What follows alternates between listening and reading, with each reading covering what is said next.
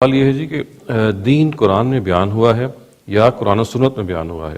قرآن سب سے بڑا ماخذ ہے یا اکیلا قرآن ہی ماخذ ہے؟ یعنی صرف قرآن ہی سورس ہے اور وہی کا بیان ہے یا اس کے علاوہ؟ یہ غلط فہمی یا یہ سوال یہاں سے پیدا ہوتا ہے کہ لوگوں کو یہ بتایا گیا ہے کہ اسلام کی ابتدا 1400-1500 سال پہلے ہوئی تھی اور محمد الرسول اللہ صلی اللہ علیہ وسلم اسلام لے کر آئے تھے۔ قرآن اس کی نفی کرتا ہے، وہ یہ کہتا ہے کہ اسلام کی ابتدا تو پہلے پیغمبر سے ہو گئی تھی، یعنی اللہ تعالیٰ نے ہمیشہ جو پیغمبروں کو دین دیا وہ اسلام ہی تھا، یہی تعلیمات تھیں، یہی حکمت تھی، یہی اخلاقیات تھے، یہی عبادات تھی۔ تمام پیغمبروں کو یہی دین دیا گیا اور ایک کے بعد دوسرا پیغمبر آ کر اسی دین کو آمیزش سے پاک کر کے لوگوں کے سامنے پیش کرتا رہا۔ محمد الرسول اللہ صلی اللہ علیہ وسلم اس دین کے آخری پیغمبر ہیں، نہ کہ ان سے اس کی ابتدا ہو رہی ہے۔ تو اس وجہ سے پیغمبروں کو جو دین دیا گیا تھا وہ ایک روایت اور ٹریڈیشن بن چکا تھا۔ محمد الرسول اللہ صلی اللہ علیہ وسلم بھی جس قوم میں آئے وہ کوئی غیر مسلم قوم نہیں تھی، وہ حضرت اسماعیل کی اولاد ہے۔ حضرت ابراہیم نے اپنے بیٹے حضرت اسماعیل کو اللہ کے حکم پر عرب میں آباد کیا، توحید کا مرکز بیت اللہ وہاں بنایا اور ان کو اس گھر کی ذمہ داری دی، اور اس کے بعد وہ قوم پیدا ہوئی جس میں محمد الرسول اللہ کی بعثت ہوئی ہے۔ یہ جو عرب تھے یہ بھی اس پوری دینی ٹریڈیشن کو، یعنی جو دین یا مذہب کی ٹریڈیشن چلی آ رہی تھی اس کو اپنائے ہوئے تھے، اس کو اختیار کیے ہوئے تھے۔ یہ نماز پڑھتے تھے، یہ روزہ رکھتے تھے، یہ حج کرتے تھے، یہ زکوٰۃ دیتے تھے، یعنی دین کی ساری روایت ان کے ہاں موجود تھی۔ یہ جو تمام نبیوں کی روایت ہے اس کو سنت کہا جاتا ہے۔ محمد الرسول اللہ صلی اللہ علیہ وسلم نے اس سنت کو آ کر زندہ کیا۔ اگر کسی جگہ اصلاح کی ضرورت تھی تو اصلاح کی، اور اگر کہیں اللہ کے حکم سے کوئی اضافہ کرنا تھا تو اضافہ کر دیا، اور پھر آئندہ کے لیے اس کو اپنے ماننے والوں میں جاری کر دیا۔ یہ قرآن سے پہلے کی چیز ہے، اس لیے قرآن مجید اس کو بیان کرتا ہے یا اس کا ذکر کرتا ہے، اس کی تفصیلات نہیں کرتا۔ یعنی اس کو یہ کہنے کی ضرورت نہیں ہے کہ زکوٰۃ کیا ہے، زکوٰۃ سے اس کے مخاطبین جن کو وہ ایڈریس کر رہا ہے پوری طرح واقف ہیں۔ اس کو یہ بتانے کی ضرورت نہیں ہے کہ نماز کیا ہے، نماز سے اس کے مخاطبین پوری طرح واقف ہیں، حج سے واقف ہیں۔ وہ ان سب چیزوں کو پس منظر میں رکھ کے گفتگو کر رہا ہے۔ یعنی ایسے سمجھیے کہ جیسے آج اگر اللہ کی کوئی کتاب نازل ہو تو وہ ہمیں یہ چیزیں نہیں سکھائے گی، ان میں کوئی غلطی ہو گئی ہے تو اس کی اصلاح کر دے گی۔ تو قرآن کا معاملہ بھی یہی ہے کہ وہ ایک سنت کے پس منظر میں آیا ہے، وہ پہلے سے چلی آ رہی ہے۔ اس نے آ کر اس کے بارے میں ایک اصولی بات کر دی کہ ابراہیم سے جو دین کی ٹریڈیشن چلی آ رہی ہے آپ بھی اسی کی پیروی کریں، اور وہ ٹریڈیشن کو پھر ہمارے ہاں سنت کے لفظ سے تعبیر کیا گیا۔ تو دین پورا کا پورا قرآن اور سنت میں ہے، یعنی سنت پہلے ہے اور قرآن اس کے بعد نازل ہوا ہے، تو پورا دین قرآن اور سنت میں ہے۔ یہ قرآن مجید ہم کو کیسے ملا ہے؟ رسول اللہ صلی اللہ علیہ وسلم نے لوگوں کو قرآن پڑھ کر سنایا، اس کو یاد کرنے والوں نے یاد کر لیا، اس کو لکھنے والوں نے لکھ لیا۔ ان کی تعداد سینکڑوں میں تھی، پھر وہ ہزاروں میں بدلی، ہزاروں نے لاکھوں کو منتقل کیا، اور نسلاً بعد نسلاً منتقل ہوتا آ رہا ہے۔ بالکل اسی طرح سے سنت منتقل ہوئی ہے، یعنی محمد الرسول اللہ صلی اللہ علیہ وسلم نے 5 وقت نماز پڑھائی، روزے رکھے ہر سال، حج کیا، قربانی کی۔ اس طرح دوسری جتنی بھی سنن ہیں ان کو آپ نے مسلمانوں میں جاری کیا، اور ہزاروں مسلمانوں نے اس کو آگے لاکھوں کو، اور لاکھوں نے کروڑوں کو منتقل کر دیا۔ اس کو ہماری علمی اصطلاح میں کہا جاتا ہے کہ قرآن اور سنت دونوں مسلمانوں کے اجماع سے نقل ہوئے ہیں، اور یہی وجہ ہے کہ ان کے معاملے میں نہ کسی اختلاف کی گنجائش ہے، نہ کبھی کوئی اختلاف ہوا ہے۔ مسلمانوں نے ہمیشہ پورے اتفاق سے یہی قرآن لوگوں کو منتقل کیا ہے اور سنت منتقل کی ہے۔ تو اس وجہ سے پورا دین ان دونوں میں ہے، اور ان دونوں میں قرآن مجید کی یہ حیثیت ہے کہ وہ چونکہ خدا کی کتاب ہے اس لیے اس کو خود خدا نے میزان بنا دیا ہے، ہر چیز اس پر پرکھی جائے گی، ہر چیز کے لیے وہ ایک ترازو ہے جس میں وہ تولی جائے گی۔ قرآن کہتا ہے کہ وہ ایک میزان ہے، اور وہ اس لیے نازل کیا گیا ہے کہ دین کے معاملے میں اگر کوئی غلط فہمی ہو تو اس کو رفع کر دے، اگر کوئی اختلاف ہو تو اس کا فیصلہ کر دے۔ تو یہ قرآن اور سنت دونوں مل کر دین کا کانٹینٹ ہمیں دیتے ہیں۔ اس لیے ان کے معاملے میں تو کوئی بحث کا سوال نہیں ہے، اور ان کے بارے میں یہ غلط فہمی کبھی نہیں ہونی چاہیے کہ یہ ہمیں حدیثوں سے ملے ہیں، یہ سارے کے سارے مسلمانوں کے اجماع سے ملے ہیں۔ حدیث کیا ہے؟ رسول اللہ صلی اللہ علیہ وسلم بھی ظاہر ہے کہ ایک غیر معمولی شخصیت تھے، خدا نے آپ کو اپنا پیغمبر بنایا تھا، آپ نے قرآن دیا، آپ نے سنت کو جاری کیا، لیکن اس کے ساتھ ایک بڑی شخصیت کی حیثیت سے، خدا کے رسول کی حیثیت سے آپ نے باتیں بھی کیں، آپ نے لوگوں سے معاملات بھی کیے، آپ کو جنگیں بھی پیش آئیں، آپ کو ہجرت بھی کرنی پڑی، لوگ آپ سے ملے، انہوں نے آپ کی گفتگویں بھی سنی، انہوں نے کوئی سوال کیا، آپ نے اس کا جواب بھی دیا، آپ نے کسی چیز کی وضاحت کی، اس کو بھی لوگوں نے سن لیا، لوگوں نے آپ کو بہت سی چیزوں پر عمل کرتے ہوئے دیکھا۔ جب آپ دنیا سے رخصت ہو گئے تو جس طرح ہر بڑی شخصیت کے بارے میں یہ باتیں بیان کی جاتی ہیں، ایسے ہی لوگوں نے رسالت مآب صلی اللہ علیہ وسلم کے بارے میں بیان کرنا شروع کر دی۔ کسی نے کہا میں نے آپ سے یہ بات سنی تھی، کسی نے کہا میں نے آپ سے یہ سوال کیا تھا، کسی نے یہ کہا میں نے آپ کو یہ کام کرتے ہوئے دیکھا تھا۔ یہ باتیں بیان ہونا شروع ہو گئیں تو لوگوں میں شوق پیدا ہوا کہ ان کو مرتب کر کے، یہ چونکہ ایک ہسٹوریکل ریکارڈ ہے، دنیا کی سب سے بڑی شخصیت کی زندگی کے حالات ہیں، ان کے علم اور عمل کا ریکارڈ ہے، ان کی باتیں ہیں، لوگوں نے دیکھا ہے اور لوگ بیان کر رہے ہیں، تو انہوں نے تحقیق کر کے ان کی کتابوں کو مرتب کرنا شروع کر دیا۔ اس کو حدیث کہتے ہیں۔ اس سے نہ دین میں کوئی ایک تنکے کا اضافہ ہوتا ہے، نہ کمی ہوتی ہے، اس میں وہی جو دین قرآن اور سنت میں ہے اس کے بارے میں بہت سی باتیں بیان ہوتی ہیں، لیکن وہ سب چیزیں کیا ہوتی ہیں؟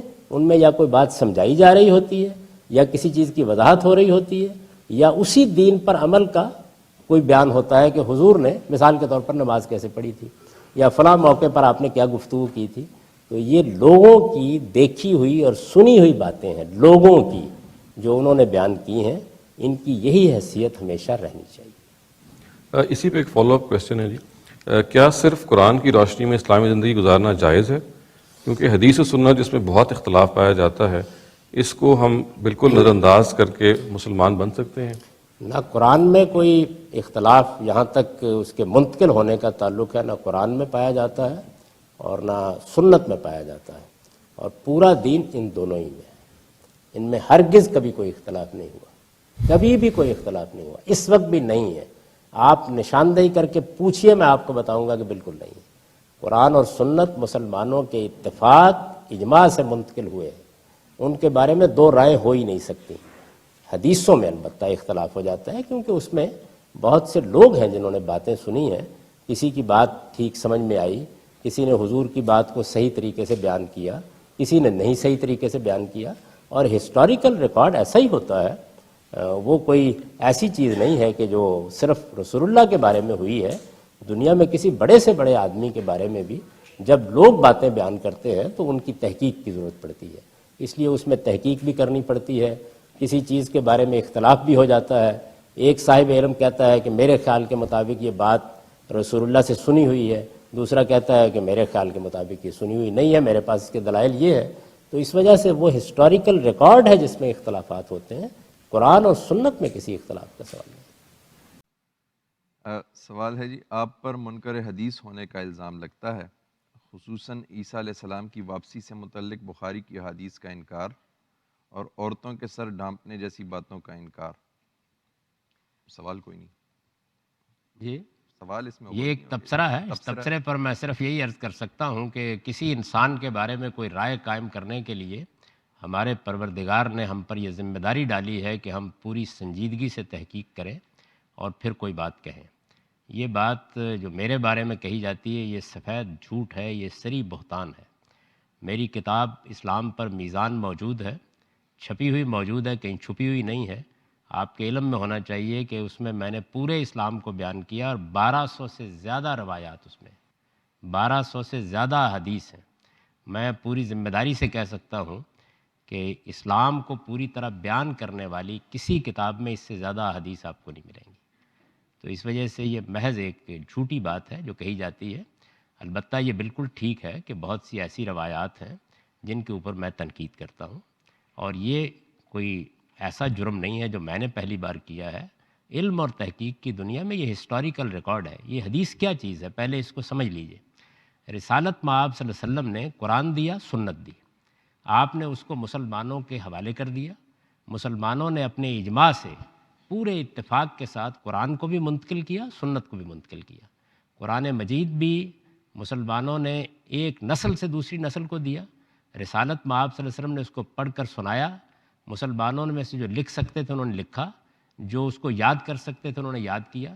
ہزاروں کی تعداد میں صحابہ کرام نے لاکھوں انسانوں کو منتقل کر دیا، وہ کروڑوں کو منتقل ہو گیا ہے۔ اس کو کہتے ہیں اجماع اور تواتر سے کسی چیز کا منتقل ہونا۔ بالکل اسی طریقے سے رسالت میں آپ صلی اللہ علیہ وسلم نے سیدنا ابراہیم علیہ السلام کی روایت کے مطابق حج کیا، اسی طرح سے انبیاء کے طریقے پر نماز پڑھائی، اسی طریقے سے روزے رکھے، تو یہ ساری سنت بھی ایسے ہی پوری کی پوری منتقل ہو گئی۔ یعنی 14 صدیوں میں کبھی کوئی سال ایسا نہیں آیا کہ جس میں حج نہ ہوا ہو، کوئی سال ایسا نہیں آیا جس میں مسلمانوں نے روزے نہ رکھے ہوں، کوئی دن ایسا نہیں آیا کہ جس میں 5 نمازیں نہ پڑھی ہوں۔ یہ معلوم ہسٹری ہے، تاریخ ہے۔ تو قرآن اور سنت میں اللہ کے پیغمبروں نے دین دیا، اور رسالت میں آپ صلی اللہ علیہ وسلم نے اس کو آخری صورت میں دنیا تک پہنچا دیا۔ اب حضور دنیا میں رہے اور 23 سال کم و بیش ایک پیغمبر کی حیثیت سے آپ نے بہت سی ذمہ داریاں انجام دیں۔ اس کے دوران میں لوگ آپ سے ملے، لوگوں نے آپ کو دیکھا، تو جس طرح ہر بڑی شخصیت کے معاملے میں ہوتا ہے، اور وہ تو خدا کے پیغمبر تھے، تو بعد میں لوگوں نے آپ کی باتیں بیان کرنا شروع کی۔ کسی نے کہا کہ میں گیا تھا، میں نے دیکھا آپ نے یہ فرمایا تھا۔ کسی نے کہا آپ فلاں موقع پر ایک تقریر کر رہے تھے، اس میں آپ نے یہ کہا تھا۔ کسی نے کہا کہ میں نے یہ سوال کیا تھا، اس کا آپ نے یہ جواب دیا تھا۔ تو اس طرح کی بہت سی باتیں بیان ہونا شروع ہو گئیں۔ یہ کیا ہے؟ یہ رسول اللہ صلی اللہ علیہ وسلم کے علم اور عمل کا ریکارڈ ہے۔ یہ لوگوں نے بیان کیا ہے، لوگوں نے بیان کیا تو اس کے بارے میں بڑی بحثیں پیدا ہو گئیں۔ بہت سی چیزوں کے بارے میں ایک عالم نے جب دیکھا کہ اس میں تو جو بات بیان ہو رہی ہے، یہ بات علم عقل کی میزان پر پوری نہیں اترتی۔ بعض چیزوں کے بارے میں دیکھا کہ یہ بات تو قرآن کے بالکل خلاف ہے۔ بعض چیزوں کے بارے میں یہ معلوم ہوا کہ جو لوگ اس کو بیان کر رہے ہیں ان کا کردار ٹھیک نہیں ہے، وہ تو جھوٹی باتیں گھڑ کے بیان کرتے ہیں۔ تو پھر ہمارے ہاں ایسے بہت بڑے جلیل القدر اہل علم پیدا ہوئے جنہوں نے باقاعدہ اس علم کو اپنا علم بنایا، اور انہوں نے ان تمام چیزوں کا جائزہ لے کے جو باتیں پھیلی ہوئی تھیں، لوگ بیان کر رہے تھے، ایک بیان کر رہا تھا، 2 کر رہے تھے، 4 کرتے، ہزاروں کر رہے تھے، تو انہوں نے ان کا انتخاب کر کے کتابیں مرتب کرنی شروع کی۔ یعنی ان کا جائزہ لیا، ان پر تنقید کی، بہت سی چیزوں کو رد کر دیا، بہت سی چیزوں کو قبول کیا۔ وہ کتابیں ہیں جو بخاری ہے، مسلم ہے، یہ انسانوں کا کیا ہوا کام ہے۔ ان میں سے کسی چیز پر علمی تنقید جس طرح اس وقت جائز تھی، آج بھی جائز ہے۔ تو اس ہسٹوریکل ریکارڈ میں بعض چیزوں پر میں نے بھی تنقید کی ہے، لیکن یہ کہ اس کے نتیجے میں منکر حدیث ہو جاتا ہے آدمی، تو پھر سب سے پہلے تو امام بخاری تھے جنہوں نے کئی لاکھ میں سے چند ہزار حدیثوں کا انتخاب کر لیا۔ ایک روایت ہے جی کہ ید اللہ علی الجماعت، یعنی جماعت پر اللہ کا ہاتھ، ایک روایت ہے جی کہ جماعت پر اللہ کا ہاتھ ہوتا ہے، اور آرگنائزیشن کے بغیر کوئی میسج افیکٹو نہیں ہوتا۔ مسلمانوں کو آج کے دور میں کیسے آرگنائز ہونا چاہیے، اسٹیٹ کے لیول پہ یا کسی اور لیول پہ؟ الجماع کا لفظ عربی زبان میں مسلمانوں کے نظم اجتماعی کے لیے استعمال ہوتا ہے۔ یعنی جب کوئی معاشرہ اپنے اندر ایک اجتماعی نظم پیدا کر کے ایک ریاست، ایک اسٹیٹ، ایک حکومت کی شکل اختیار کرتا ہے، تو اس کو عربی زبان میں الجماع کہتے ہیں۔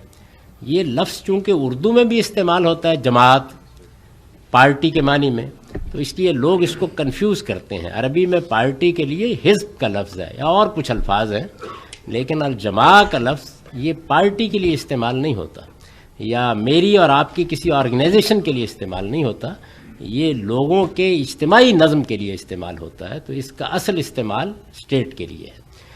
اس میں رسول اللہ صلی اللہ علیہ وسلم نے ہم کو پابند کیا ہے، اور قرآن کی روشنی میں پابند کیا ہے، کہ کوئی شخص بھی جو نظم اجتماعی قائم کر دیا جائے، اسٹیٹ کا جو نظام قائم کر دیا جائے، یہ سمجھ لیجئے اسٹیٹ اور گورنمنٹ 2 الگ الگ چیزیں ہیں۔ اسٹیٹ کا جو نظم قائم کر دیا جائے، کوئی مسلمان اس میں کوئی انتشار پیدا کرنے کی کوشش نہ کرے۔ اور یہ فرمایا ہے کہ جو آدمی اسٹیٹ کے نظم کو توڑتا ہے، وہ حقیقت میں لوگوں کو خدا کے سائے سے محروم کرتا ہے، کیونکہ اس کے بعد پھر انارکی ہوگی، اور انارکی کے نتیجے میں جانیں، مال، آبرو سب خطرے میں آ جائیں گے۔ تو اس لیے یہ فرمایا کہ جو آدمی سلطان سے یا اسٹیٹ سے یا مسلمانوں کے اجتماعی نظم سے بغاوت کا ارتکاب کرے، ماتا میتتن جاہلیہ، وہ اپنے آپ کو جاہلیت کی موت کے حوالے کر دیتا ہے۔ تو یہ ید اللہ الجماع بھی اسی معنی میں کہا ہے کہ اللہ تعالیٰ بھی پھر جس وقت ایک نظم قائم ہو جاتا ہے اسٹیٹ کا، تو اپنا ہاتھ اس پر رکھ دیتے ہیں، تاکہ لوگوں کو امن نصیب ہو، ان کو پروٹیکشن ملے اور وہ خدا کے قانون کے مطابق آگے بڑھ سکیں۔ تو یہ بات ہے جو کہی گئی ہے، اس کا کوئی تعلق ہماری پارٹیوں آرگنائزیشنز سے نہیں ہے، یہ اللہ تعالیٰ کا ایک غیر معمولی فرمان ہے، اور اس میں ہمیں تاکید کی گئی ہے کہ ہم اپنے اجتماعی نظم کو کبھی خراب نہ کریں۔ گورنمنٹ آتی ہے جاتی ہے، اس سے اختلاف کریں، اس کو ووٹ دیں اس کو ووٹ دیں، یہ الگ بات ہے، لیکن اسٹیٹ کو، نظم کو، یہ چونکہ حفاظت کرتا ہے لوگوں کی، اس کو کبھی چیلنج نہیں ہونا چاہیے۔ اگلا سوال یہ ہے کہ کیا قرآن مجید کے احکام احادیث کے بغیر بھی سمجھے جا سکتے ہیں؟ قرآن مجید اپنے بارے میں یہ کہتا ہے کہ وہ عربی مبین میں نازل ہوا ہے، یعنی واضح عربی زبان میں، وہ کسی چیز کا محتاج نہیں ہے، باقی سب چیزیں اس کی محتاج ہیں۔ وہ خدا کی برہان ہے، خدا کی نازل کردہ میزان ہے، اس کو حکم اور ثالث بنا کے بھیجا گیا ہے۔ وہ فیصلہ کرتا ہے کہ کیا چیز دین ہے اور کیا نہیں ہے۔ وہ نازل اس لیے کیا گیا ہے کہ لیکوم الناس بالقسط، تاکہ لوگ دین کے معاملے میں بالکل فیصلے کی جگہ پر آ جائیں۔ تو اس لیے حدیثیں خود قرآن کی روشنی میں سمجھی جائیں گی، نہ کہ قرآن کسی چیز کا محتاج ہے۔ حدیثیں ہوں، فقہ ہو، کوئی چیز ہو، وہ اس کی محتاج ہیں کہ انہیں قرآن کی روشنی میں سمجھا جائے۔ ہم چند دوست صرف قرآن میں یقین رکھتے ہیں اور قرآن ہی کو فالو کرنا چاہتے ہیں، احادیث پر ہم یقین نہیں رکھتے اور کہتے ہیں کہ اگر رسول اللہ صلی اللہ علیہ وسلم کی زندگی قرآن ہے تو ہم بھی بہتر ہے کہ قرآن ہی پڑھیں۔ آپ کی کیا رائے؟ اس کے بارے میں ایک اصول کی بات سمجھ لیجیے، اور وہ یہ کہ قرآن دین کی پہلی کتاب نہیں ہے، قرآن دین کی آخری کتاب ہے۔ یعنی جس دین کو اسلام کہا جاتا ہے، اس کی ابتدا قرآن سے نہیں ہوئی، اس کی ابتدا آدم علیہ السلام سے ہو گئی۔ تمام پیغمبر یہی دین لے کر آئے۔ قرآن یہ کہتا ہے کہ یہودی، مسیحی سب مسلمان ہیں، اور یہ خود فرقے بن گئے۔ جس طرح محمد الرسول اللہ صلی اللہ علیہ وسلم کے بعد فرقے بن گئے ہیں، ایسے ہی پہلے فرقے بن گئے۔ وہ اسی حیثیت سے ان کو خطاب بھی کرتا ہے، ان کو بھی اللہ کی کتابیں دی گئی۔ تو یہ اللہ کی دعوت، اللہ کا پیغام، اللہ کا دین، یہ سب پیغمبروں کا دین ہے۔ لہذا تمام پیغمبروں کو جو ہدایت دی گئی، قرآن نے خود اس کی تاکید کر دی ہے کہ ہمیں بھی اس کی پیروی کرنی ہے۔ وہ جو ہدایت تھی یا جو روایت تھی یا جو ٹریڈیشن چلی آ رہی تھی، وہ عرب میں حضرت ابراہیم کے ذریعے سے پہنچی، اور حضرت ابراہیم کی اولاد ہے بنی اسماعیل، یعنی اسماعیل کے بیٹے ہیں، ان کے ہاں بھی وہ روایت موجود تھی۔ اس کو قرآن ملت ابراہیم کہتا ہے، ابراہیمی دین کی روایت۔ رسول اللہ صلی اللہ علیہ وسلم نے اور قرآن نے اس روایت کو زندہ کیا۔ اگر اس میں کوئی خرابی تھی تو اس کی اصلاح کی، اور اگر کوئی اضافہ اس میں کرنا تھا تو کر کے اس کو آگے جاری کر دیا، یعنی پیغمبروں کی روایت کو آگے جاری کر دیا۔ اس کو سنت کہتے ہیں، یہ انبیاء علیہم السلام کی سنت ہے۔ اس کو محمد الرسول اللہ صلی اللہ علیہ وسلم نے سینکشن دے کے آگے جاری کیا ہے، یعنی جو چیز مر گئی تھی اس کو زندہ کیا، جس میں اصلاح کی ضرورت تھی اس کی اصلاح کر دی، اور جس میں کوئی اضافہ کرنا تھا وہ اضافہ کر دیا، کر کے اس کو آگے جاری کر دیا۔ یہ سنت قرآن سے پہلے موجود ہے۔ یہ نماز اسی طرح موجود ہے، روزہ اسی طرح موجود ہے، حج اسی طرح موجود ہے، زکوٰۃ اسی طرح موجود ہے۔ یہ انبیاء علیہم السلام کا طریقہ ہے۔ یہی نماز حضرت مسیح 5 وقت پڑھتے تھے، یہی نماز یہود 5 وقت پڑھتے تھے۔ تمام انبیاء اسی طریقے سے نماز پڑھتے رہے ہیں۔ یہی روزے سب رکھتے تھے۔ قرآن میں روزے کی آیت ہی یہاں سے شروع ہوتی ہے کہ ایمان والو، یہ روزے میں نے تم پر اسی طرح فرض کیے ہیں کما کتب علی الذین من قبلکم، جیسے تم پہ پہلوں سے فرض کیے تھے۔ حج اسی طرح ہو رہا تھا حضور سے پہلے۔ تو یہ ساری سنت جو ہے، یہ دین لازمی دین ہے، پیغمبروں کا دین ہے۔ تو اس وجہ سے اس کو مضبوط پکڑیے اور قرآن کو مضبوط پکڑیے، اور اس میں سے کوئی چیز حدیثوں میں بیان نہیں ہوئی، محض یہ ساری کی ساری مسلمانوں کے اجماع سے منتقل ہوئی ہے۔ یعنی نماز رسول اللہ صلی اللہ علیہ وسلم نے 5 وقت پڑھائی، اور مسلمانوں نے روز پڑھتے ہوئے 20ویں صدی 21ویں صدی تک پہنچا دی ہے۔ ایسے ہی روزے رسالت میں آپ صلی اللہ علیہ وسلم نے رکھے، اور رمضان کے اندر روزے رکھے جا رہے ہیں۔ حج ہر سال ہو رہا ہے، کبھی منقطع نہیں ہوا۔ تو تو جیسے قرآن منتقل ہوا ہے ایسے ہی یہ سنت منتقل ہوئی ہے، اس میں کبھی کوئی اختلاف نہیں ہوا، اس میں آج بھی کوئی اختلاف نہیں ہے، یہ بالکل تمام اختلافات سے بالا ہے۔ میں نے اپنی کتاب میزان کے شروع میں اس کی فہرست مرتب کر دی ہے، یعنی یہ کوئی 27-28 چیزیں ہیں، یہ ساری سنت لازم ہے، یہ پیغمبروں کا دین ہے۔ قرآن اس پر عمل کرنے کی تاکید کرتا ہے، اپنے پیغمبر کو حکم دیتا ہے کہ اتبع ملت ابراہیم حنیفہ، یہ ابراہیمی دین ہے، اس کی آپ کو پیروی کرنی ہے۔ تو اس وجہ سے اس کو قرآن سے الگ نہ سمجھیے، اسی وجہ سے قرآن اس کی تفصیل نہیں کرتا، لوگ واقف ہیں اس سے۔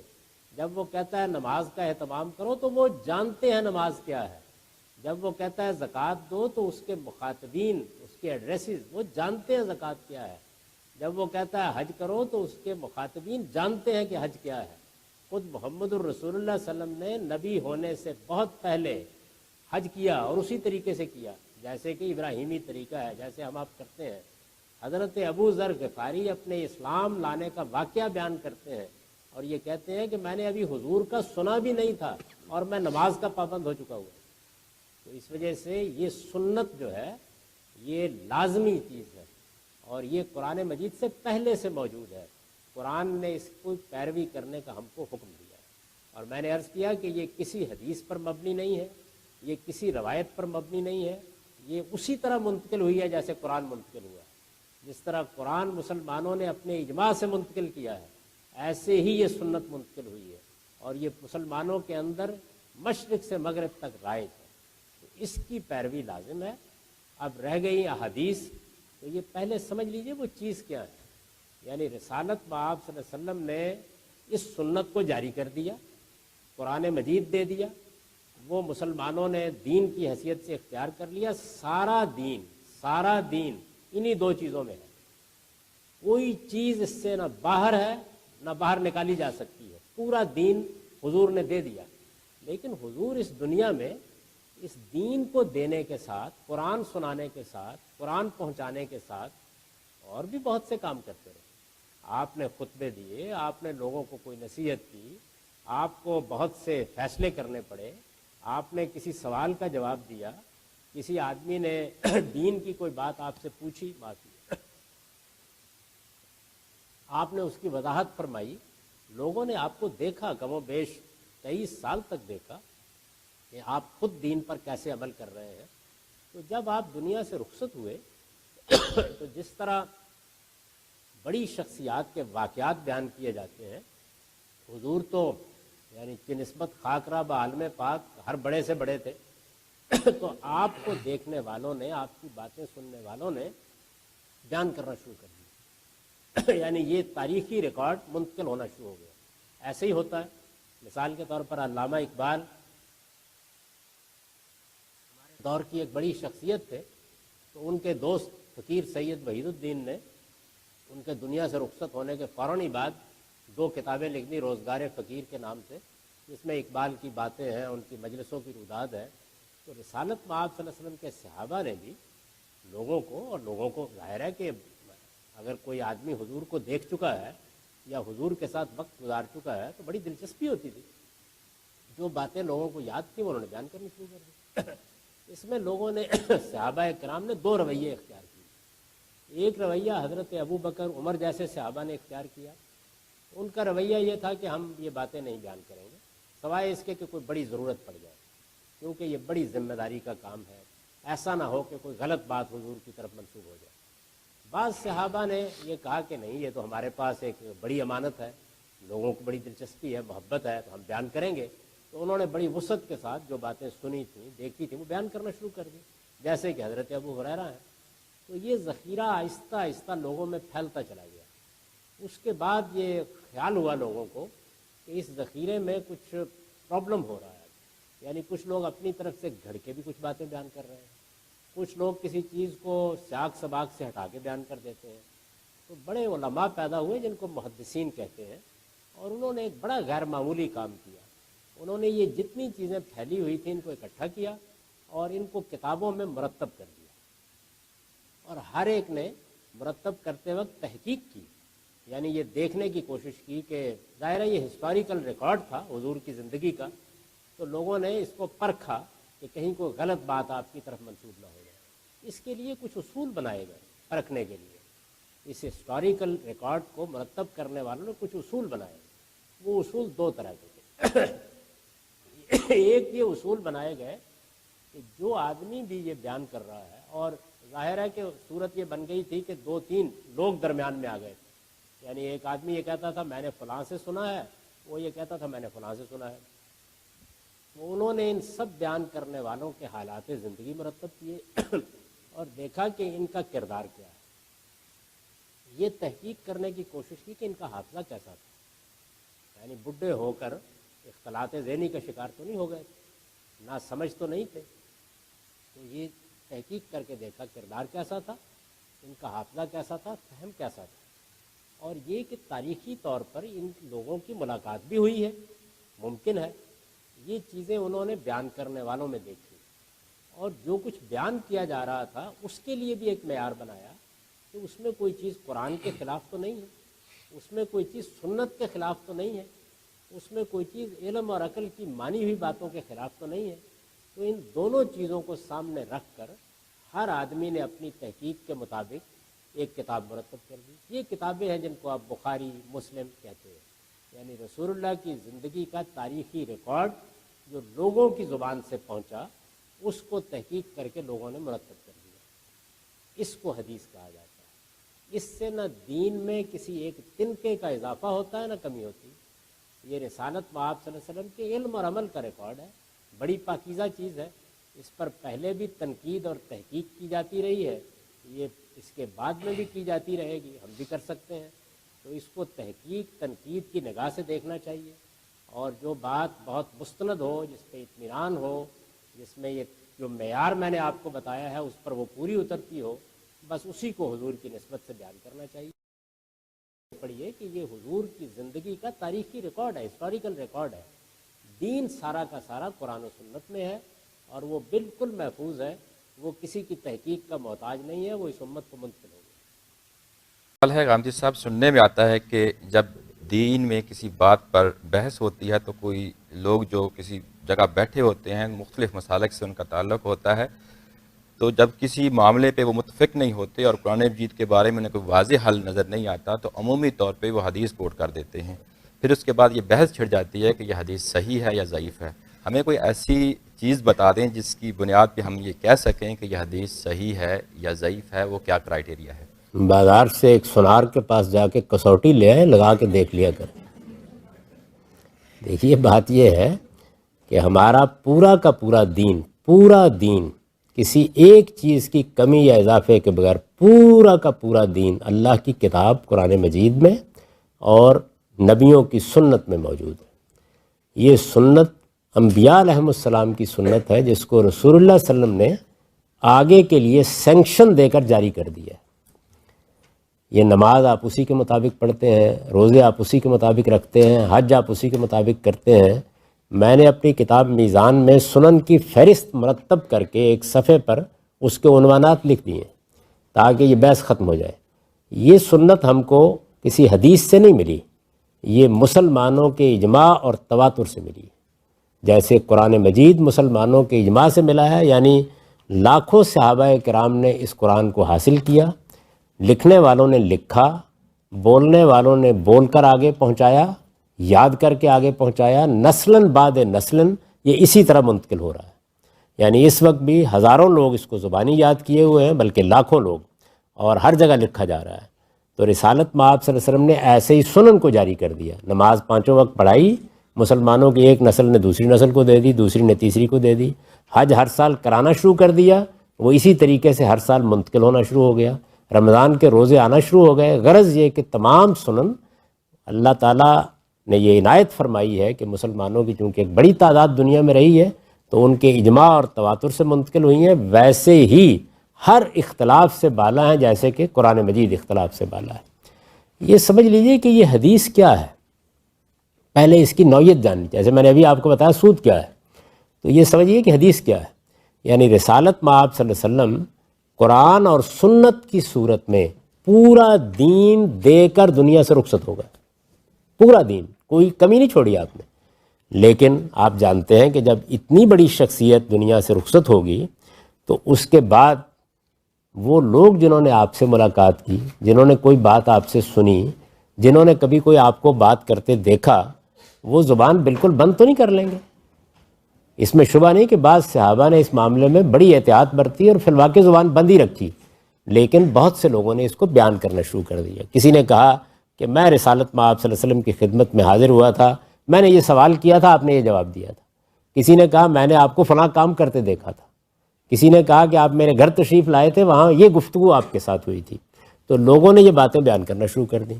پھر جنہوں نے ان سے سنی انہوں نے بیان کرنا شروع کر دیں، پھر جنہوں نے ان سے سنی انہوں نے بیان کرنا شروع کر دیں۔ تو کوئی 80-90 سال تک اسی طریقے سے یہ باتیں لوگوں میں گردش کرتی رہیں، یہاں تک کہ بعض جلیل القدر اہل علم کو یہ خیال ہوا کہ رسول اللہ صلی اللہ علیہ وسلم کی نسبت اس طرح کی باتیں بڑے فتنے کا باعث بن جائیں گی، تو ان کی تحقیق کرنی چاہیے۔ یہ کیا ہے؟ یہ ہسٹوریکل ریکارڈ ہے، تاریخی ریکارڈ ہے جو لوگوں کی زبانوں پر تھا۔ اس کو بعض لوگوں نے چھوٹی چھوٹی کتابوں میں مرتب کرنا شروع کر دیا، بعض نے یہ واقعات لکھنے شروع کر دیے۔ پھر یہ خیال ہوا کہ اس میں تو لوگ بڑی غلطیاں کر رہے ہیں، بیان کرنے والے بعض اوقات کوئی اومیشن کر دیتے ہیں، کسی ٹکڑے کو حذف کر دیتے ہیں، کوئی بات پوری نہیں بیان کرتے، کبھی ان کے سمجھنے میں غلطی ہوتی ہے۔ اسی طریقے سے بہت سے لوگ ہیں کہ جنہوں نے یہ دیکھ کر کہ مجلسوں میں لوگ ان کی باتیں بہت سنتے ہیں، ہزاروں کی تعداد میں اکٹھے ہو جاتے ہیں، ظاہر ہے رسول اللہ صلی اللہ علیہ وسلم سے ہم سب کو محبت ہمیشہ رہی ہے، تو وہ گڑنا بھی شروع ہو گئے، کہانیاں خود بناتے ہیں۔ تو بڑی تحقیق کر کے اس ہسٹوریکل ریکارڈ کو، یعنی پہلے اس لفظ پہ بہت اچھی طرح غور کر لیجئے، اس تاریخی ریکارڈ کو ہمارے محدثین نے مرتب کرنا شروع کیا، یعنی جو اس فن کے ماہر لوگ پیدا ہوئے ان کو محدثین کہتے ہیں، تو انہوں نے اس کو مرتب کرنا شروع کیا اور پھر اپنی اپنی تحقیق کے مطابق کتابیں بھی لکھیں۔ یہ کوئی لاکھوں کی تعداد میں باتیں تھیں جن کے اندر سے انہوں نے چھان پھٹک کے، کسی نے 5000، کسی نے 4000، کسی نے 7000، کسی نے زیادہ یا کم مجموعے مرتب کرنا شروع کر دیے، اور پھر بتایا بھی انہوں نے کہ میں نے اس میں تحقیق کیا کی ہے۔ تو تحقیق کے لیے جو معیار بنایا گیا وہ یہ تھا کہ جب کوئی شخص یہ بتائے گا کہ میں نے رسول اللہ صلی اللہ علیہ وسلم کو یہ کہتے ہوئے سنا ہے یا یہ کرتے ہوئے سنا ہے، تو ہم یہ دیکھیں گے کہ وہ پوری چین جو بیان کر رہا ہے، یعنی وہ کہے گا نا 80-90 سال 100 سال ہو گیا ہے، وہ کہے گا میں نے فلاں سے سنا، میں نے فلاں سے سنا، اس نے فلاں سے سنا، تو ہم تحقیق کر کے دیکھیں گے کہ یہ لوگ کیسے تھے، جھوٹے تو نہیں تھے، لپاٹیے تو نہیں تھے، گپ لگانے والے تو نہیں تھے، اچھے لوگ تھے، یہ دیکھیں گے۔ حافظہ دیکھیں گے ان کا کیسا تھا، یعنی بات سمجھنے کی صلاحیت بھی تھی، یاد رکھنے کی صلاحیت بھی تھی یا نہیں تھی۔ تاریخی لحاظ سے دیکھیں گے کہ کسی زمانے میں ان کی ملاقات کا بھی امکان ہے، یعنی ایسا تو نہیں ہے کہ ایک توران میں تھا ایک ایران میں تھا اور ایک دوسرے کی بات بیان کر رہے ہیں۔ تو یہ 3 باتیں انہوں نے کہا کہ ہم بیان کرنے والوں میں دیکھیں گے، اور اسی طریقے سے انہوں نے یہ کہا کہ ہم 2 باتیں خلاصے کے طور پر بیان کر رہا ہوں، اس ٹیکسٹ میں بھی دیکھیں گے جو بیان کر رہا ہے، جو بات بیان کی جا رہی ہے اس میں بھی دیکھیں گے۔ ایک یہ کہ وہ قرآن مجید کے خلاف تو نہیں ہے، سنت کے خلاف تو نہیں ہے، یعنی کوئی چیز ایسی تو نہیں کہ جو قرآن اور سنت کے خلاف ہو۔ میں نے عرض کیا نا کہ پورا دین قرآن اور سنت کے اندر موجود تھا، تو کوئی چیز رسول اللہ صلی اللہ علیہ وسلم نے جو ہمیں اللہ کی کتاب دی ہے اس کے خلاف تو نہیں، اور جو سنت جاری کی ہے اس کے خلاف تو نہیں ہے۔ ایک آدمی بیان کر رہا ہے، تو پہلی چیز یہ دیکھیں گے۔ دوسری چیز یہ دیکھیں گے کہ کوئی چیز علم اور عقل کے مسلمات مانی ہوئی باتیں ان کے خلاف تو نہیں ہے۔ اگر اس سارے کرائٹیرین پر کوئی روایت پوری اترے گی تو اس کو ہم اپنی کتاب میں لکھیں گے، اور اس کے بارے میں بھی لوگوں کو یہ بتا دیں گے کہ یہ کوئی یقینی بات نہیں ہے، بلکہ ہم نے اپنی تحقیق کر لی ہے، ظن غالب ہے، غالباً رسالت میں آپ صلی اللہ علیہ وسلم نے اس طرح فرمایا ہوگا۔ چنانچہ وہ بڑی احتیاط کرتے تھے کہ جب اس طرح کی کوئی بات بخاری یا مسلم میں پڑھتے تھے یا سناتے تھے لوگوں کو، تو اس کے بعد سنانے کے بعد کہتے تھے او کما قال رسول اللہ صلی اللہ علیہ وسلم، یعنی یہ بات یا اس طرح ہے یا پھر جیسے حضور نے کہی ہوگی یا جیسے کی ہوگی، کیونکہ ہم حتمی طور پر یہ بات نہیں کہہ سکتے۔ تو یہ ہے حدیث۔ اس میں ہمارے لیے ظاہر ہے کہ یہ رسالت مآب صلی اللہ علیہ وسلم کا تاریخی ریکارڈ ہے، اس میں بڑی اعلیٰ چیزیں ہیں۔ رسالت مآب صلی اللہ علیہ وسلم کی باتیں ہیں، سوالوں کے جوابات ہیں، آپ کی سیرت ہے، آپ کا اسوہ حسنہ ہے، آپ نے کیسے دین پر عمل کیا، جو دین دیا اس پر کیسے عمل کیا، بہت اعلیٰ چیزیں اس کے اندر۔ لیکن اس کے ساتھ میں نے جیسے کہ عرض کیا کہ بہت سی ایسی چیزیں بھی شامل ہو گئی ہیں کہ جس میں کہیں اومیشن ہو گئی ہے، کہیں کوئی چیز رہ گئی ہے، کہیں بات سمجھنے والے سے غلطی ہو گئی ہے، تو اس پر تحقیق کا سلسلہ جاری رہتا ہے ہمیشہ۔ تو جب عام آدمی جو کامن مین ہے اس کو اپنا دین جاننا ہو تو اسے قرآن اور سنت سے دین کو جاننا چاہیے. اس میں نہ کوئی اختلاف ہے، نہ کوئی اختلاف ہو سکتا ہے. حدیث کے معاملے میں چونکہ یہ خالص تاریخی ریکارڈ کا انالیسز ہے، اس میں بہت ایک کرٹیکل اپریسیشن اس کی کرنی پڑتی ہے، تو اس وجہ سے اس میں علماء سے مدد لے لینی چاہیے. جو ماہرین ہیں ان سے معلوم کر لینا چاہیے. کوئی بات اگر آپ کی سمجھ میں نہیں آ رہی اس کو سمجھ لینا چاہیے، اور اگر کوئی بات اس کے باوجود سمجھ میں نہ آئے تو بس گریز کر لیجئے. اس کی وجہ یہ ہے کہ لوگوں نے بیان کر دیا، ہو سکتا ہے حضور کی بات ہو سکتا ہے آپ کی بات نہ ہو. ہمارا پورا دین قرآن اور سنت میں موجود ہے، اور یہ حدیث اس کی محتاج ہے کہ اس کو قرآن کی روشنی میں سمجھا جائے. اس کی محتاج ہے، قرآن اس کا محتاج نہیں. جی اگلا، آپ کی کتاب میزان میں اکثر آپ احادیث کوٹ کرتے ہیں، اور جب آپ تقریر کرتے ہیں تو اس وقت بھی عمومی طور پہ کوئی نہ کوئی حدیث زیر بحث لے آتے ہیں. یہ کیا وجہ ہے کہ آپ کے مخالفین آپ بڑے پیمانے پہ آپ کو منکر حدیث کے نام سے پکارتے ہیں؟ میرے کرم فرما، جو نام چاہے رکھ لے، میں ان کے حق میں دعائی کرتا ہوں. میری کتاب جو میزان ہے، جس میں میں نے پورے دین کو بیان کیا ہے، مسلمانوں کی 14 صدیوں کی تاریخ میں 3 کتابیں اس کے علاوہ ایسی لکھی گئی ہیں جن کے مصنفین نے پورے دین کو بیان کیا ہے. آپ جانتے ہیں اس پہ کتنی حدیثیں ہیں؟ اس ایک کتاب میں نے دین کو بیان کرتے ہوئے 1200 سے زیادہ روایات اس میں بیان کی. تو اس لیے جو لوگ اس طرح کی بات کہتے ہیں وہ سفید جھوٹ بولتے اور سری بہتان لگاتے ہیں. ان کے حق میں صرف دعا کرنی چاہیے. یعنی کیا حدیث سے مبارکہ سے اسلامی قوانین اخذ کیے جا سکتے ہیں، یعنی شریعت کی سزائیں وغیرہ؟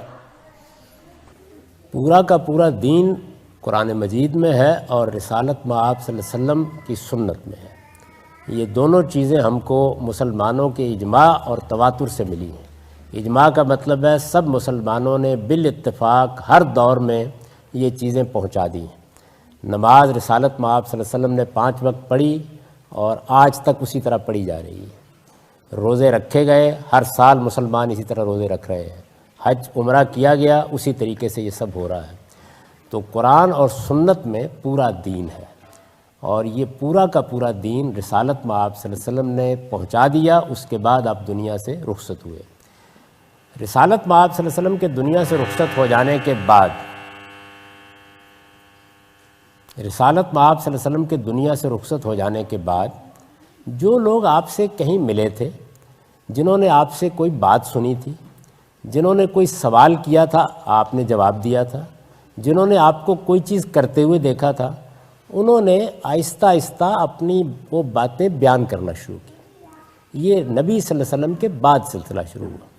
بعض لوگوں نے غیر معمولی احتیاط برتی، جیسے کہ حضرت ابو بکر صدیق رضی اللہ عنہ ہیں. انہوں نے یہ کہا کہ میں یہ ذمہ داری نہیں لے سکتا کہ جو باتیں میرے علم میں ہیں وہ میں آگے بیان کروں. ہو سکتا ہے اس میں کوئی غلطی ہو جائے، ہو سکتا ہے کسی بات کے فہم میں کوئی نقص ہو. تو انہوں نے بہت کم، یعنی آپ حیران ہوں گے کہ وہ شخصیت جو رسالت مآب صلی اللہ علیہ وسلم پر سب سے پہلے ایمان لائی، جنہوں نے ہر موقع کے اوپر رسالت مآب صلی اللہ علیہ وسلم کا ساتھ دیا. کم و بیش 13 سال تک مکے میں، 10 سال تک مدینے میں، ہجرت کے سفر میں بھی وہی ساتھ تھے. رسالت مآب صلی اللہ علیہ وسلم کے بعد ان کو آپ کا جانشین بنایا گیا. آپ کبھی اگر تاریخ کو پڑھیں تو معلوم ہوتا ہے کہ کوئی ایسا موقع نہیں تھا جس میں وہ موجود نہ رہے ہوں. جنگوں میں وہ شریک ہوئے، غزوات میں انہوں نے حصہ لیا، سفر ہر ذر میں ساتھ رہے. اور آپ کو حیرت ہوگی کہ رسول اللہ صلی اللہ علیہ وسلم کی نسبت سے جو باتیں انہوں نے بیان کی وہ 70-80 سے زیادہ نہیں، یعنی اتنی احتیاط برتی. اس کے بالکل برخلاف بعض لوگوں نے یہ خیال کیا کہ ہمارے پاس یہ علم ہے، حضور سے ہم نے یہ باتیں سنی ہیں، ہم زیادہ سے زیادہ بیان کریں گے. جس کی ایک مثال حضرت ابو ہریرہ رضی اللہ عنہ ہے، درحال کہ وہ فتح مکہ کے بعد ایمان لائے تھے، لیکن انہوں نے ہزاروں کی تعداد میں آپ سے متعلق باتیں بیان کی. پھر یہ باتیں جن لوگوں نے سنی انہوں نے آگے بیان کرنی شروع کر دی، جنہوں نے ان سے سنی انہوں نے آگے بیان کرنی شروع کر دی. تو یہ وہ چیزیں ہیں کہ جو بعد کے زمانوں میں بعض محققین نے مرتب کر کے حدیثوں کی شکل میں کتابی صورت میں ہمیں دے دی. یہ بخاری ہے، یہ مسلم ہے، یہ اصل میں بڑے جلیل القدر لوگ تھے. انہوں نے جس طرح کی باتیں لوگ بیان کر رہے تھے ان کی تحقیق کر کے اپنی دانست میں اپنی حد تک ہم کو بیان کر دیے. ان میں کوئی نئی بات نہیں ہوتی، کوئی نئی بات نہیں ہوتی. قرآن اور سنت میں جو مکمل دین ہے اس میں کوئی اضافہ نہیں ہوتا، نہ کوئی عقیدے کا اضافہ نہ عمل کا اضافہ. اس میں کیا ہوتا ہے؟ اس میں یہ ہوتا ہے کہ رسالت مآب صلی اللہ علیہ وسلم نے قرآن مجید کے اس حکم پر کیسے عمل کیا. کوئی شخص دیکھتا ہے وہ بیان کر دیتا ہے. رسالت مآب صلی اللہ علیہ وسلم نے فلاں سوال کا دین کے معاملے میں کیا جواب دیا، وہ اس کو بیان کر دیتا ہے. تو اس میں کوئی دین کے اندر اضافہ نہیں ہوتا، کوئی کمی نہیں ہوتی. اس میں در حقیقت دین ہی کی تفہیم کی جاتی ہے، دین سمجھایا جا رہا ہوتا ہے. جیسے مثال کے طور پر ہمارے علماء دین جب سمجھا رہے ہوتے ہیں تو وہ کوئی دین میں اضافہ یا کمی نہیں کر رہے ہوتے، بلکہ اپنا فہم، اپنی سمجھ کے مطابق جو چیز انہوں نے جانی ہے اس کو آپ تک پہنچا رہے ہوتے ہیں. تو رسالت مآب صلی اللہ علیہ وسلم نے بھی دین کی کسی بات کا جواب دے دیا ہے، کسی سوال کا جواب دیا ہے، کسی آدمی کو کوئی مشکل پیش آ رہی تھی کسی چیز کو سمجھنے میں وہ سمجھا دی ہے، یا آپ نے عمل کا جو نمونہ پیش کیا اس کو کسی نے بیان کر دیا ہے. تو حدیثوں میں یہی کچھ ہوتا ہے، نہ اس میں دین میں کوئی اضافہ ہوتا ہے ان سے، نہ کوئی کمی ہوتی ہے. ان میں ہمارے لیے بڑی خیر و برکت ہے کیونکہ یہ پیغمبر کی باتیں ہیں. ہمارے پیغمبر کی سیرت اس سے معلوم ہوتی ہے، آپ کی سوانح اس سے معلوم ہوتی ہے. اس سے پتہ چلتا ہے کہ آپ دین پر کس شوق سے عمل کرتے تھے، مختلف مراحل میں کیسے کیسے مسائل آپ کو پیش آئے. یہ سب باتیں اس سے معلوم ہوتی ہیں اور اس لحاظ سے یہ بڑی قیمتی چیز ہے. لیکن نہ ان سے دین میں کسی عقیدے کا اضافہ ہوتا ہے نہ کسی عمل کا اضافہ ہوتا ہے. پورا کا پورا دین قرآن اور سنت میں محفوظ ہے. غانی صاحب یہ سوال ہے, is it compulsory to believe in all ahadith to be a Muslim?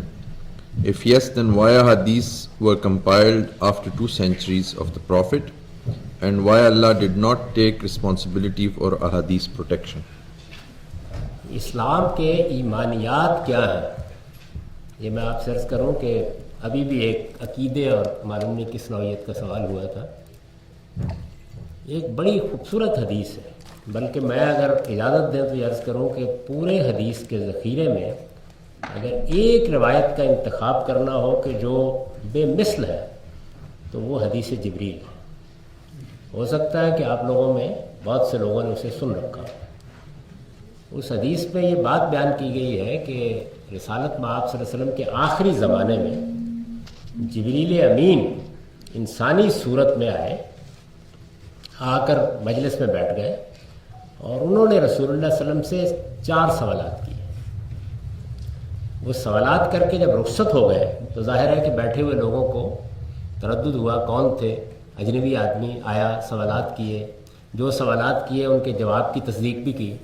تو حضور نے بعد میں بتایا کہ یہ جبریل تھے اور جو جملہ کہا وہ یہ تھا کہ یعلمکم دینکم، تو میں تمہارا دین سکھانے کے لیے آیا تھا.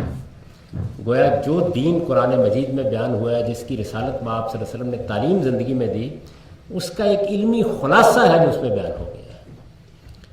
تو یہ 4 سوالات جو ہیں ان میں پہلا سوال یہ کیا تھا انہوں نے کہ ایمان کیا ہے. ہمارے ہاں بھی لوگ عقیدے کی کتابیں لکھی گئی ہیں ہمارے ہاں، آپ باور کیجئے کہ 600 700 صفحے کی کتابیں، ان کی شرح لکھی گئی ہیں جو بعض اوقات 20 جلدوں میں لکھی گئی ہیں. ہمارا بچپن اور جوانی انہیں کو پڑھتے ہوئے گزری. رسول اللہ صلی اللہ علیہ وسلم نے اس طرح کی بھول بھلیاں میں دنیا کو نہیں ڈالا. آپ دیکھیے چند لفظوں کا جواب. آپ نے فرمایا تم دل کی گہرائیوں سے اللہ کو مانو، اللہ کے فرشتوں کو مانو، اللہ کی کتابوں کو مانو، اللہ کے پیغمبروں کو مانو، قیامت کے دن پر ایمان رکھو. یہی ایمان ہے. تو اصل میں حدیث کا مسئلہ زیر بحث کیوں آ گیا ہے؟ اس لیے کہ ہم محمد الرسول اللہ کو اللہ کا رسول مانتے ہیں. محمد الرسول اللہ کو ہم نے اپنے ایمان کا منبع سمجھا ہے. آخری پیغمبر کی حیثیت سے ہم آپ پر ایمان لے آئے. چنانچہ اسلام پر جو میری کتاب ہے میزان، اس کے پہلے پیراگراف کا خاتمہ اس پر ہوتا ہے کہ دین کا تنہا ماخذ محمد الرسول اللہ کی ذات والا صفات. قیامت تک اب دین آپ ہی سے حاصل کیا جائے گا. یہ رسول ہے خدا کا جس کو وہ دنیا میں بھیجتا ہے تاکہ دنیا اس سے اس کی ہدایت حاصل کرے. تو محمد الرسول اللہ صلی اللہ علیہ وسلم نے ہمیں دین 2 صورتوں میں دیا ہے، ایک قرآن، دوسرے سنت. قرآن مجید سے آپ واقف ہیں، اللہ کی کتاب ہے، ہر مسلمان کے گھر میں بالعموم موجود ہوتی ہے. سنت کیا ہے؟ یہ رسول اللہ صلی اللہ علیہ وسلم سے پہلے کے پیغمبروں کا طریقہ ہے. یعنی میں نے ابھی آپ کو بتایا کہ یہ جو ہمارا دین ہے اس کی ابتدا محمد الرسول اللہ صلی اللہ علیہ وسلم سے نہیں ہوئی. یہ حضرت آدم سے تسلسل سے چلا آ رہا ہے. سارے پیغمبر اسی طرح نماز پڑھتے تھے جس طرح ہم پڑھتے ہیں, اسی طریقے سے روزے رکھتے تھے. آپ دیکھیے قرآن مجید میں جو روزوں کی آیت ہے وہ شروع یہاں سے ہوتی ہے کہ یا ایھا الذین آمنوا کتب علیکم الصیام کما کتب علی الذین من قبلکم. ایمان والو تم پر بالکل اسی طرح روزے فرض کیے گئے جس طرح تم سے پہلوں پر فرض کیے گئے. حج و عمرہ سیدنا ابراہیم علیہ السلام کے زمانے سے اسی طرح کیا جا رہا ہے. یہی مناسک ہے. خود رسالت میں آپ صلی اللہ علیہ وسلم نے بعثت سے پہلے یعنی نبوت کے منصب پر فائز کیے جانے سے پہلے اسی طرح حج کیا ہے جیسے ہم حج کرتے ہیں. تو یہ سنت ہے, یعنی انبیاء کا طریقہ. حضور کو قرآن میں حکم دیا گیا فَبِهُدَاهُمْ اقتدوا, یہ پیغمبروں کے اس طریقے کی آپ کو بھی پیروی کرنی ہے. تو رسالت میں آپ صلی اللہ علیہ وسلم نے وہ جو پہلے سے ٹریڈیشن دین کی چلی آ رہی تھی اس میں جہاں خرابی تھی اس کی اصلاح کر دی. ظاہر ہے کہ انسان غلطیاں بھی کرتے ہیں. جہاں کہیں وہ ٹریڈیشن مردہ ہو گئی تھی اس کو زندہ کر دیا, اور اللہ کے حکم سے اگر اس میں کوئی اضافہ کرنا تھا تو وہ کر کے اس کو آگے جاری کر دیا. چنانچہ ہمارے ہاں پھر اس کو سنت رسول کہا جاتا ہے. یعنی اصل حقیقت کے لحاظ سے وہ تمام پیغمبروں کا طریقہ ہے جس کو رسول اللہ صلی اللہ علیہ وسلم نے اپنی سینکشن سے پھر آگے جاری کر دیا ہے. تو یہ دو چیزیں جو ہے ان میں ہمارا پورا دین ہے. قرآن کیسے ملا ہے ہم کو؟ اجماع اور تواتر سے. یعنی مسلمانوں نے پورے اتفاق کے ساتھ ہزاروں لوگوں نے لاکھوں نے کروڑوں کو یہ کتاب پہنچا دی ہے, اور اس پر مسلمانوں کے 15 صدیوں کے اہل علم متفق ہے کہ یہ خدا کی کتاب ہے. یہی صورتحال سنت کی. یعنی جس طریقے سے قرآن اجماع اور تواتر سے ملا ہے ایسی سنت اجماع اور تواتر سے ملی ہے. رسالت میں آپ صلی اللہ علیہ وسلم نے جس طرح قرآن لوگوں کے سامنے پڑھا, یاد کرنے والوں نے یاد کیا, لکھنے والوں نے لکھا, ایسے ہی 5 وقت نماز پڑھائی اس وقت سے اب تک پڑھی جا رہی ہے. اسی طرح ہر سال حج کیا, اسی طرح کیا جا رہا ہے. تو یہ ساری سنت جتنی ہے یہ اجماع اور تواتر سے منتقل ہوئی ہے.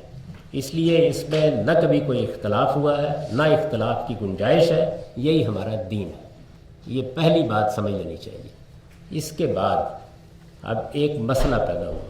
وہ مسئلہ یہ پیدا ہوا کہ جب رسول اللہ صلی اللہ علیہ وسلم یہ دین دے کر یعنی قرآن بھی دے کر اور سنت بھی دے کر دنیا سے رخصت ہو گئے, تو آپ جانتے ہیں کہ کوئی بڑی شخصیت یعنی عام شخصیات جو ہے, علامہ اقبال ہے, قائد اعظم ہے, ان کے پاس بیٹھنے والے, ان کو دیکھنے والے لوگ بھی ان کی باتیں بیان کرتے ہیں ان کے بعد. تو یہ تو عام انسان ہے کہ نسبت خاک رابہ عالم پاک اللہ کا پیغمبر, ظاہر ہے کہ ایک جلیل القدر ہستی, آخری پیغمبر.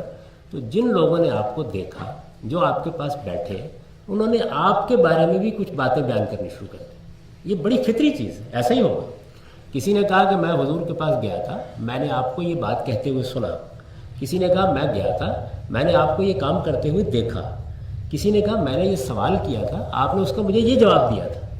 ہر ایک زندہ شخصیت قرآن اور سنت دینے کے ساتھ ایک زندہ شخصیت کی حیثیت سے صحابہ, آپ کے ملنے والے, آپ سے ملے, آپ کو انہوں نے دیکھا, انہوں نے یہ باتیں بیان کرنا شروع کر دی. آپ یہ دیکھیے کہ ابھی خدا کا آخری پیغمبر دنیا سے رخصت ہوا ہے تو لوگ شوق سے سنیں گے نا. آپ جانتے ہیں کہ علامہ اقبال کے رخصت ہونے کے بعد ان کے بڑے قریبی دوست فقیر سید وحید الدین نے روزگار فقیر کے نام سے ان کی شام کی مجلسوں کی رودات لکھی. بہت شوق سے لوگ پڑھتے رہے اس کو, ان کی باتیں, گفتگو ہیں. تو جو لوگ یہ باتیں نبی صلی اللہ علیہ وسلم کے بارے میں بیان کر رہے تھے, لوگ شوق سے ان کو سنتے تھے. آہستہ آہستہ اس طرح کی باتوں کی شہرت ہونا شروع ہو گئی. کسی نے 10 بیان کی, کسی نے 20 بیان کی. اچھا, جب بیان کرنے والوں نے بیان کی تو کسی نے شوق سے لکھ بھی لی, تو لوگ لکھنے بھی لگ گئے. یہ بالکل فطری طریقے سے ہوا. اب کوئی آپ سمجھیے کہ 1 صدی کے قریب اسی طرح گزری جس میں لوگ بیان کرتے رہے اور کرتے رہے. یہ جو باتیں ہیں نبی کی باتیں, ان کو حدیث کہتے ہیں. اس کے لیے ایک اصطلاح اختیار کر لی گئی. حقیقت میں یہ رسول اللہ صلی اللہ علیہ وسلم کے زمانے کا تاریخی ریکارڈ ہے, ہسٹوریکل ریکارڈ ہے. یعنی کسی بھی شخصیت کے بارے میں ایسا ہی ہوتا, کہاں خدا کا پیغمبر, تو لوگ بہت شوق سے بیان کرتے اور بہت شوق سے آگے بیان کر دیتے. اس کے معاملے میں جو صحابہ کرام ہیں انہوں نے 2 رویے اختیار کیے۔ ظاہر ہے کہ سارے صحابہ حضور سے یکساں ہی محبت رکھتے تھے، لیکن رویے 2 اختیار کیے۔ ایک رویہ وہ ہے جس کی مثال سیدنا ابو بکر صدیق رضی اللہ عنہ ہے۔ آپ جانتے ہیں سیدنا صدیق کون ہے؟ یعنی اس میں تو کوئی اختلاف نہیں ہے نا کہ سب سے پہلے جو لوگ ایمان لائے ان میں شامل ہیں۔ رسالت میں آپ صلی اللہ علیہ وسلم کے ساتھ نبوت سے پہلے ان کی دوستی ہے۔ ان کے بچے آپ کو چچا کہتے ہیں، یعنی بڑی گہری دوستی ہے۔ وہ پورے مکے کے زمانے میں آپ کے ساتھ رہے، رسول اللہ صلی اللہ علیہ وسلم کے شب و روز ان کے ساتھ گزرتے رہے۔ وہ ہجرت کے سفر میں بھی ساتھ، وہ مدینے میں بھی اسی طرح ساتھ رہے۔ آپ کا کیا خیال ہے کہ سب سے زیادہ حضور کی باتیں کس کے پاس ہونی چاہیے؟ انہی کے پاس ہونی چاہیے۔ سب سے زیادہ آپ کے معاملات کو دیکھا کس نے ہوگا؟ انہوں نے دیکھا ہوگا۔ آپ حیران ہوں گے کہ پوری زندگی میں انہوں نے صرف 34 باتیں بیان کی، 34۔ کیوں؟ وجہ کیا ہے؟ ان کا خیال یہ تھا کہ یہ بڑی ذمہ داری کی بات ہے، خدا کے پیغمبر کے بارے میں اگر کوئی بات بیان کی جائے گی تو اس سے اندیشہ ہے کہ غلط فہمیاں پیدا ہو سکتی ہیں۔ یہ ایک رویہ ہے۔ دوسرا رویہ، اس کی مثال میں صرف عرض کر رہا ہوں، وہ حضرت ابو ہریرہ رضی اللہ عنہ ہے۔ آپ جانتے ہیں کہ وہ کون ہے؟ وہ فتح مکہ کے بعد ایمان لائے۔ میں نے ایک مثال ان کی دی ہے، دوسری ان کی ہے۔ ان کا کہنا یہ تھا کہ بھائی پیغمبر کی باتیں لوگ سننے کے لیے بےتاب ہیں، جاننا چاہتے ہیں، میں تو بیان کروں گا۔ یہ دیکھیے 2 ایٹیچیوڈ ہے نا، اور یہ فطری ہے۔ یعنی ایک احتیاط کا ہے اور وہ اس حد تک احتیاط میں چلے گئے۔ وہ 34 باتیں بھی اگر آپ مسند احمد بن حنبل میں نکال لیں، ان کی مسند سب سے پہلی مسند ہے، تو وہ بھی انہوں نے مجبوری میں بیان کی ہے۔ کسی وقت کوئی مسئلہ پیدا ہو گیا ہے تو انہوں نے بتایا کہ نہیں یہ چیز ایسے تھی۔ میں اس کی مثالیں دے کے آپ کو بتاؤں گا کہ کیسے بیان کیے انہوں نے۔ تو حضرت ابو ہریرہ وہ 34 ہے اور یہ ہزاروں ہے۔ تو میں نے یہ مثال آپ کو دی کہ اس طرح یہ بیان ہونا شروع ہو گیا۔ جب یہ بیان ہونا شروع ہو گیا اور 1 صدی کے قریب گزر گئی تو لوگوں کو خیال ہوا کہ اس میں تو بہت مسائل پیدا ہو رہے ہیں۔ یعنی بعض باتیں ایسی ہیں کہ جو سیاق سباق سے کاٹ کے بیان ہو رہی ہیں، بعض چیزوں کا کانٹیکسٹ واضح نہیں ہو رہا، بعض جملے ادھورے ہو گئے، بعض جگہوں پر لوگوں نے آپ کی بات کو اپنے الفاظ میں بیان کر دیا، اس کو اصطلاح میں روایت بالمعنی کہتے ہیں، اس سے بات کچھ سے کچھ بن رہی ہے۔ اور یہ بھی لوگوں کو خیال ہوا کہ بعض لوگ باقاعدہ یہ روایتیں گھڑنے لگ گئے، اپنی طرف سے بات گھڑتے ہیں، اور کیونکہ لوگ شوق سے سننے کے لیے آتے ہیں، بڑی مجلس منعقد ہو جاتی ہے، اس آدمی کے ہاتھ لوگ چومنا شروع کر دیتے ہیں جو بیان کرتا ہے، تو لوگوں نے گھڑ کے بھی ان کو بیان کرنا شروع کر دیا۔ جو بڑے بڑے لوگ پیدا ہوئے اور اس فن کے علماء پیدا ہوئے، انہیں سخت تشویش کے عالم میں اس پہ تحقیق کرنا شروع کی۔ یہ محققین ہیں جن کو محدثین کہا جاتا ہے، یعنی اس صورتحال میں انہوں نے تحقیق کرنا شروع کی۔ آپ جانتے ہیں کہ ان میں سے بعض کے نام آپ کو بھی معلوم ہے، مثلا امام بخاری ہیں، امام مسلم ہیں، یہ لوگ ہیں، یہ 3ری 4تھی صدی کے لوگ ہیں، یعنی اب کئی صدیاں بیت چکی ہیں۔ انہوں نے تحقیق کرنا شروع کی اور تحقیق کرنے کے لیے کچھ معیارات بنائے کہ جو لوگ بات بیان کر رہے ہیں ان کے بارے میں کیا معیارات ہوں گے، جو ٹیکسٹ بیان کیا جا رہا ہے اس کے بارے میں کیا معیارات ہوں گے۔ تو علمی اور تحقیقی کام کر کے جیسے ہسٹوریکل ریکارڈ کو دیکھا جاتا ہے، بڑی محنت، غیر معمولی محنت، بہت بڑا فن ہے یہ، انہوں نے ہمارے لیے کچھ منتخب کتابیں مرتب کر دی۔ تو یہ رسالت مآب صلی اللہ علیہ وسلم کے زمانے کا ہسٹوریکل ریکارڈ ہے۔ اس میں ہمارے پیغمبر کی باتیں بھی بیان ہوتی ہیں، آپ کے معمولات بھی بیان ہوتے ہیں، آپ کی سیرت بھی بیان ہوتی ہے۔ ہر مسلمان کی یہ خواہش ہوگی کہ وہ اس تاریخی ریکارڈ کو پڑھے، اس کے ذریعے سے آپ کو جانے۔ یہ بڑی قیمتی دولت ہے ہمارے لیے، لیکن نہ اس سے دین میں ایک تنکے کا اضافہ ہوتا ہے نہ کمی ہوتی ہے۔ دین پورا کا پورا قرآن و سنت میں موجود ہے۔ اس کا لحاظ کر کے میں بھی حدیث پڑھتا ہوں، آپ بھی پڑھیے۔ اگر آپ اس اصول کو نظر انداز کر کے پڑھیں گے تو پورے دین کو خطرے میں ڈال دیں۔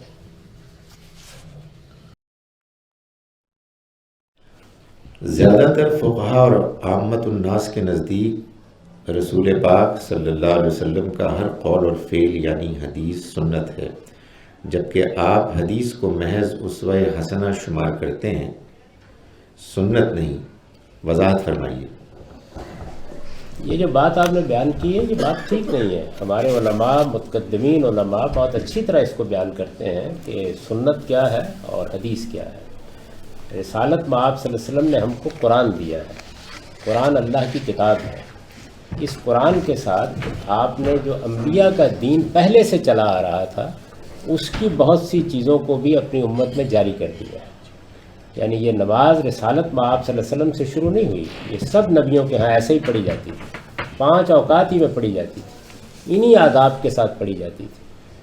آپ اگر تورات کو دیکھیں، آپ بائبل کے مختلف صحائف کو دیکھیں، انجیل کو دیکھیں، سب میں نماز اسی طرح ہے. روزہ اسی طرح. روزے کی تو آیت ہی قرآن میں ان الفاظ سے شروع ہوتی ہے کہ یا ایھا الذین آمنوا کتب علیکم الصیام کما کتب علی الذین من قبلکم. تم پر روزے اسی طرح فرض کیے گئے جس طرح پہلی امتوں پر فرض کیے گئے. حج رسالت مآب صلی اللہ علیہ وسلم سے صدیوں پہلے سیدنا ابراہیم علیہ السلام کے زمانے سے اسی طرح انہی مناسک کے ساتھ ہو رہا ہے. تو رسول اللہ صلی اللہ علیہ وسلم نے جس طرح ہمیں قرآن دیا اسی طرح انبیاء علیہ السلام کے دین کو بھی اپنی تصریف سے آگے جاری کر دیا ہے. یعنی ہم بھی اس کے پابند بنا دیے گئے ہیں. یہ وہ چیز ہے جس کو سنت کہا جاتا ہے. یہ مسلمانوں کے اجماع سے منتقل ہوئی ہے. اس میں کوئی اختلاف نہ ہوا ہے نہ ہو سکتا ہے. یہ بالکل متفق علیہ ہے، متفق علیہ رہی ہے. آج بھی مراکش سے انڈونیشیا تک اس سنت میں کبھی کوئی اختلاف نہیں ہوا. میں نے اپنی کتاب میزان کے ابتدا میں اس کی فہرست مرتب کر دی. یہ بتا دیا ہے کہ یہ ہیں چیزیں جو سنت کی حیثیت سے انبیاء علیہ السلام نے کی اور رسالت مآب صلی اللہ علیہ وسلم نے ان کو اپنی امت میں بھی آگے جاری کر دیا ہے. حدیث کیا ہے؟ حدیث یہ ہے کہ جب رسالت مآب صلی اللہ علیہ وسلم دنیا سے رخصت ہو گئے تو جو لوگ آپ سے ملے تھے، جنہوں نے آپ کو دیکھا تھا، انہوں نے آپ کی باتیں بیان کی. دنیا میں عام لوگوں کا تو خیر اللہ کے پیغمبر کے ساتھ کیا تقابل کے نسبت خاک رب عالم پاک. کوئی بڑا آدمی بھی رخصت ہو جاتا ہے تو لوگ اس کی باتیں بتاتے ہیں.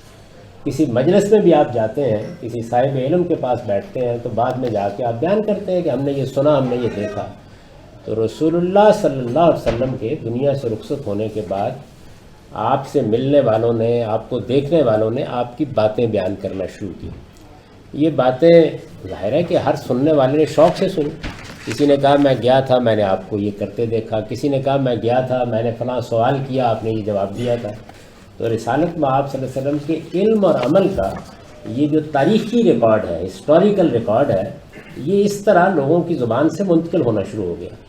کوئی 50-60 سال تک کسی نے کوئی چند باتیں لکھ دیں، کسی نے بیان کر دیں. آہستہ آہستہ مسلمانوں کے جو اہل علم تھے ان کو یہ احساس ہوا کہ بہت سی باتیں لوگ بیان کر رہے ہیں اور وہ ہزاروں کی تعداد میں بیان ہو رہی ہیں، ان میں کہیں کہیں غلطیاں ہونی شروع ہو گئی ہیں. بعض چیزیں کچھ اجنبی حضور کی نسبت سے بیان ہونے لگ گئی ہیں. بعض چیزیں ایسی ہیں جن میں کوئی کانٹیکسٹ واضح نہیں ہوتا کیا بات ہے، تو ان کی تحقیق کرنی چاہیے. چنانچہ وہ بڑے اہل علم پیدا ہوئے جن کو ہم محدثین کہتے ہیں، اور انہوں نے اس تاریخی ریکارڈ، اس ہسٹوریکل ریکارڈ کی چھان پھٹک کر کے اپنی تحقیق کے مطابق اس کو مرتب کیا. یہ رسالت مآب صلی اللہ علیہ وسلم کی زندگی آپ کے علم اور عمل کا ہسٹوریکل ریکارڈ ہے. تو اس وجہ سے ظاہر ہے کہ یہ سنت کیسے ہو سکتا ہے. اس کے اندر کبھی کبھی سنت کا بھی ذکر آتا ہے، قرآن کا بھی ذکر آتا ہے، اور بھی بہت سی چیزوں کا ذکر آتا ہے. سنت مسلمانوں کے اجماع اور تواتر سے منتقل ہوئی ہے اور بغیر کسی اختلاف کے پوری مسلمان امت میں جاری ہے. اسی طرح ہم کو ملی ہے جس طرح قرآن ملا ہے. قرآن رسالت مآب صلی اللہ علیہ وسلم نے اپنے ہزاروں صحابہ کو دیا. یاد کرنے والوں نے یاد کیا، لکھنے والوں نے لکھا. نسلاً بعد نسلاً اسی طرح منتقل ہو رہا ہے. آج بھی لکھنے والے اس کو لکھ رہے ہیں، چھاپنے والے اس کو چھاپ رہے ہیں، یاد کرنے والے اس کو یاد کر رہے ہیں. رسالت مآب صلی اللہ علیہ وسلم نے نماز پڑھائی، 5 وقت اس کی خود امامت کی. آپ کے بعد ایک دن کے لیے بھی اس کا سلسلہ منقطع نہیں ہوا. ساری سنت اسی طرح منتقل ہوئی ہے. تو سنت اجماع اور تواتر سے منتقل ہوئی ہے، اور سنت تو دین ہے، مستقل بالذات دین. یہ ہسٹوریکل ریکارڈ ہے. اس میں سنت بھی بیان ہو جاتی ہے، اس میں قرآن مجید کی کوئی بات بھی بیان ہو جاتی ہے، اس میں بعض اجتہادات بھی بیان ہو جاتے ہیں، تاریخی واقعات بھی بیان ہو جاتے ہیں. اس میں ساری چیزیں ہوتی ہیں. تو ان کو مترادف نہیں قرار دیا جا سکتا.